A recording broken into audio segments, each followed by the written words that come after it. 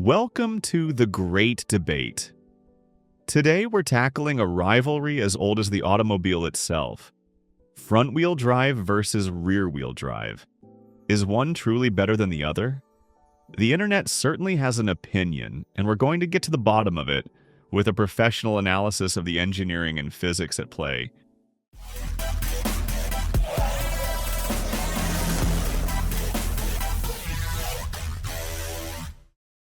The battle lines are drawn, and the first argument is a powerful one. Practicality. You don't have to look far to find a debate about this. A post on the popular subreddit r/cars titled "Max Verstappen slams front-wheel drive cars? Worst thing ever" generated a massive amount of discussion. So let's get into the engineering. Front-wheel drive, or FWD, cars have their engine and entire drivetrain, including the transmission and differential, all located in the front, and power is sent only to the front wheels.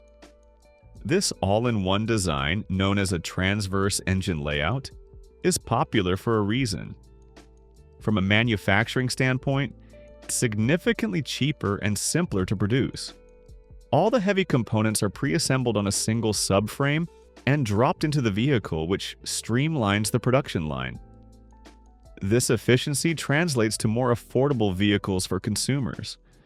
The compact design also eliminates the need for a bulky transmission tunnel and drive shaft running to the back of the car, which means more room for passengers and cargo inside the cabin. And because they tend to be lighter overall, FWD vehicles are also more fuel efficient. From a dynamic perspective for daily driving, FWD vehicles have a significant advantage in slippery conditions like rain or snow. Because the heavy weight of the engine is directly over the drive wheels, it creates what's known as longitudinal traction, helping the tires dig into the road surface for better grip when accelerating. The biggest professional downside, however, is a phenomenon called understeer. This is the tendency for the front wheels to lose grip in a corner, causing the car to push and run wide. This happens because the front tires are responsible for both steering and propulsion, and when a driver asks them to do too much at once, they can't handle the load. A second and equally problematic engineering challenge is torque steer, a noticeable tugging sensation in the steering wheel during hard acceleration.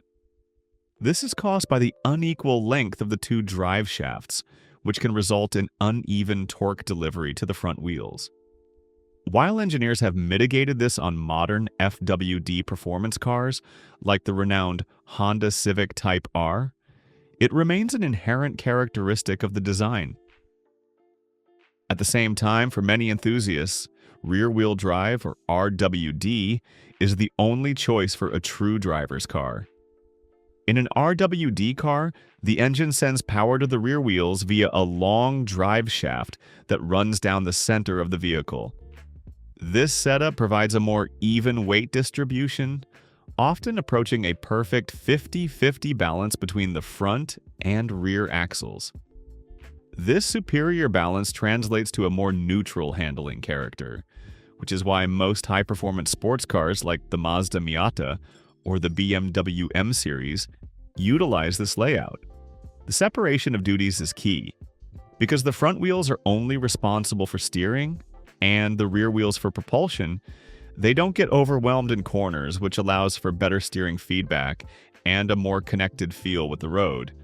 The weight transfer during hard acceleration shifts a significant amount of mass to the rear, planting the drive wheels and providing superior traction off the line in dry conditions.